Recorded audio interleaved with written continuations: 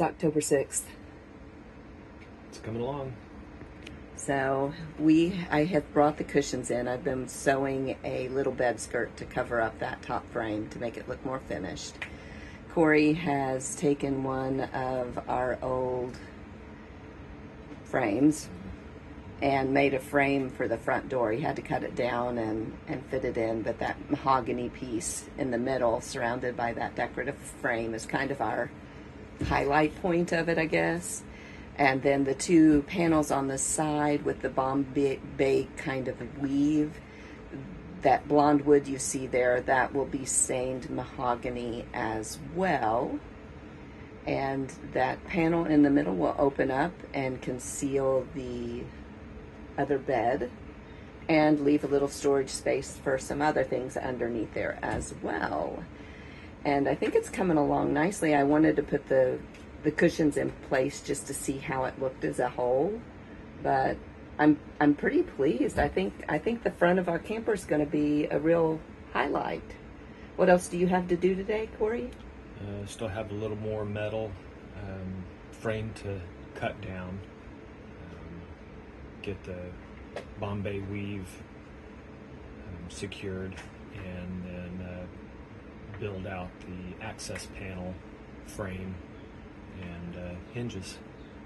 And I think it'll be done after the stain around the Bombay weave. And you're going to label those for me, and then I can stain those. That'll take about 4 hours for the stain to dry, and then I'll put polyurethane over that, and that'll take about 8 hours. So I'll need to get started on that first thing this morning. I'm so excited. I'm so proud of my husband. He has gotten the door put in underneath the couch.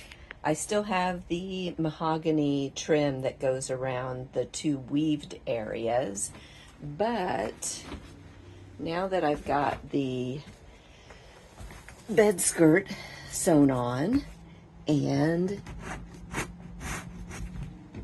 that opens up underneath for storage. How fantastic is that?